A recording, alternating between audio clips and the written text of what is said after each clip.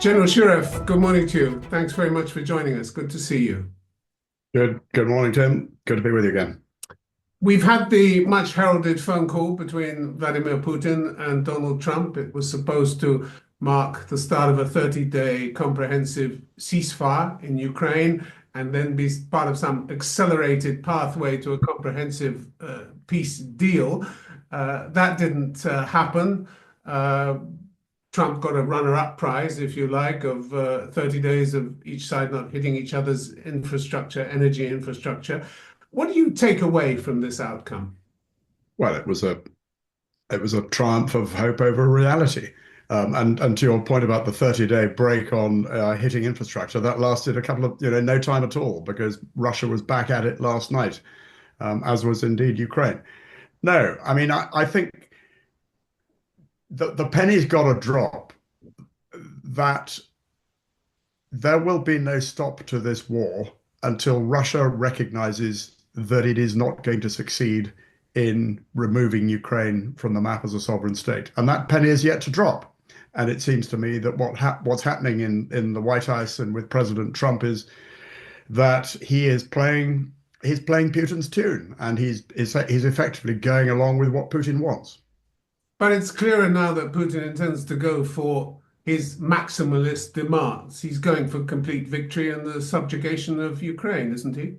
Yes, and it's been clear for yonks that that's the case. There should be nothing new in that. Putin has always stated that those maximalist aims have not changed one iota. And to those aims, I would add not only the subjugation and removal of Ukraine's sovereignty, but also the rollback of NATO to its 97 boundaries, which is exactly what Putin said back in 2021 before he launched the invasion in 2022. So Putin hasn't changed his tune at all. And the West, NATO, Europe, and America have got to wake up to the fact that this war is not going to stop until Putin is stopped. And that's the way it is. So the only way to achieve lasting peace and security in Ukraine is ultimately defeat of Russia. And can that happen without America? Because there's certainly questions now about whether America is on the side of the rest of NATO or it's gone over to Russia's side. You're absolutely right. America, since the announcements at the Munich Security Conference, what, three and a half weeks ago now, cannot be relied upon as an ally. And yes, to your first question, yes, it can be done by Europe and Canada. I would add Canada and other partners, but it is going to take some serious strategic thinking, a clear strategic end state, and a properly designed strategy by the European members of NATO and America and Canada that says that we will give Ukraine the means it means required not only to defend itself, to hold the Russians, but to build up its capabilities and push the Russian and stop the Russians dead. And until that happens, I fear we'll be in a long-running. It's not going to be a frozen conflict. It's going to be the war is just going to go on. Is Europe capable of giving those means to Ukraine to defend itself, to win the war without America's participation? It's not going to happen overnight, but yes, it is capable. Europe is rich. The combined GDPs of European economies and Canada are probably 15 times that of Russia, but it's going to take sacrifice and effort and real leadership to achieve that. We saw how America could hobble arms supplies and intelligence to Ukraine, switch them on, switch them off at will. Do you see an eventuality where America could do that to actual NATO members? Frankly, given the world we live in now, I think anything is possible. I mean, You who don't would have trust thought? Trump, do you? No, not a bit. I mean, here is the man who sits next to the NATO Secretary General in the Oval Office and makes territorial threats to the integrity of a NATO member, Denmark, over Greenland, has made territorial threats to threats to the integrity of Canada. Um, Anything is possible. How dangerous do you think this moment is for the West? Because we have NATO divided, Trump parroting Kremlin talking points, the war going badly for Ukraine. How dangerous is this moment? It is a dangerous moment. Of course it is. But on the plus side, on the positive side, yes, America appears or is decoupling itself from European security. Yes, America has undermined the NATO alliance by announcing that it will not be a security guarantor for Europe, as Hegseth said in Munich. But on the positive side, Europe is coming together. We've seen a remarkable turnaround in Germany as a result of the vote yesterday in the Bundestag over the debt brake. Germany has real potential to become the big defense spender in Europe. And then I think we're seeing other European countries stepping up to the mark, the like-minded European countries. I think France, I think UK, I think we're seeing a clear intent from like-minded countries to support Ukraine and to do what needs to be done. But time is short and there's a lot to do.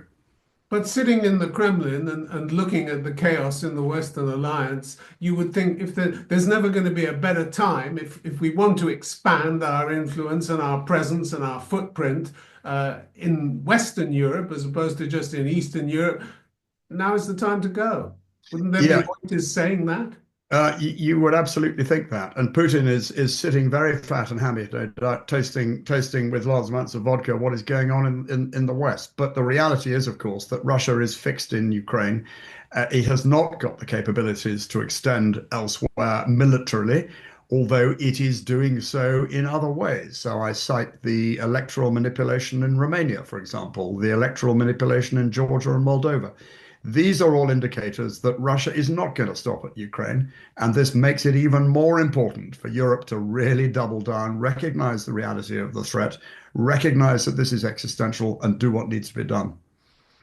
Only two powers, apart from the US, are nuclear powers in Europe, France and Britain.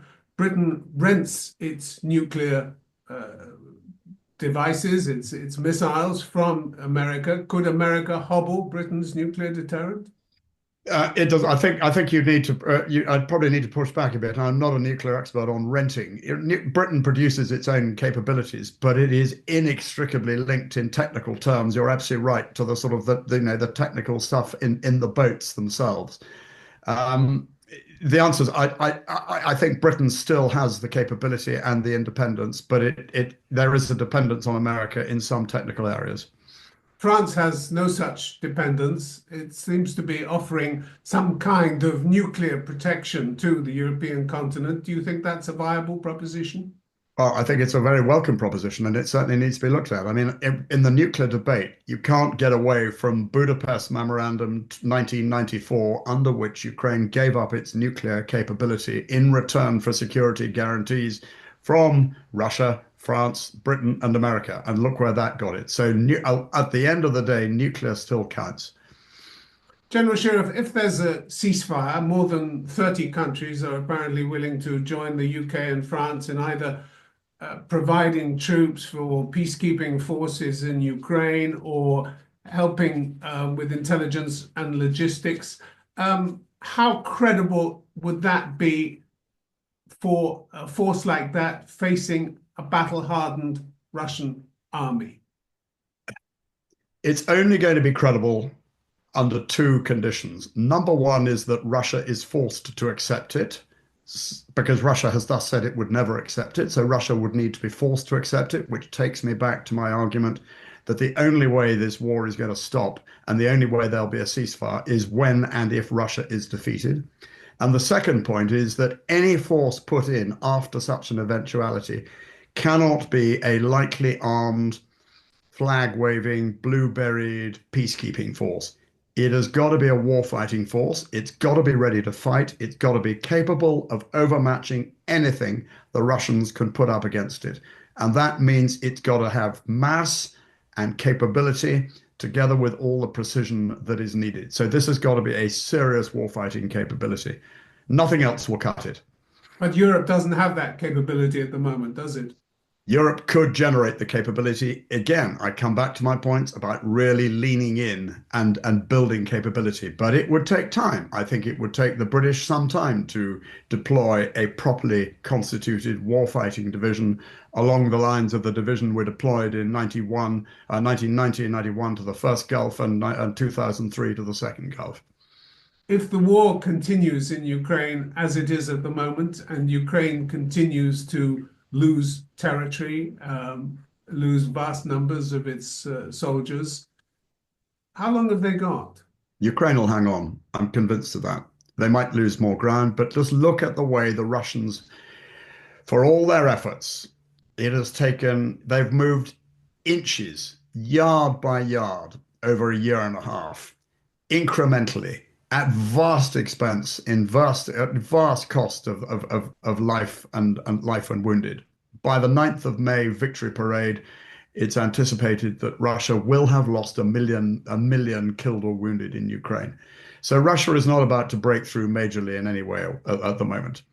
So the key thing is for Ukraine to hold on, and I think it can. And all the messages I get from Kiev and other friends in Ukraine say that they are not going to stop fighting because they know that if they do, they will die as a country.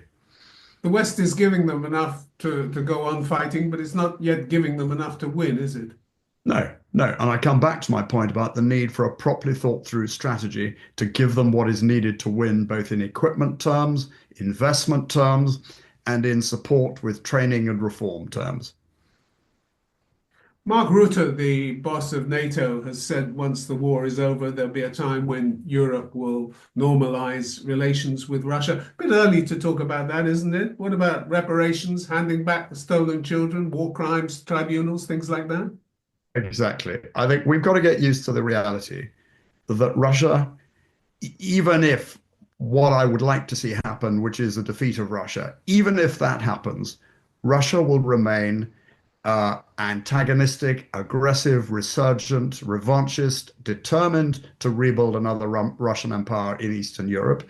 And the only way that we are going to have peace and security in the transatlantic region is Ukraine, part of NATO, and defeat of Russia, and then a significant NATO deterrent force in Ukraine to back up Ukrainian capability. And a change of psychology in Europe from welfare to warfare? Well, it's happening, but is it happening quickly enough? We've got to wait and see. But I think we're getting, things on. You're never going to get things as quickly as you want, but things are heading in the right direction. And look what's happening, just in this country. There is money that there is a drilling down on welfare and an increase in defense spending, but more needs to happen. General Sir Richard Shirreff, it's been very good to have you on the program. Thank you very much indeed. Thank you very much, Tim. Good to talk as always.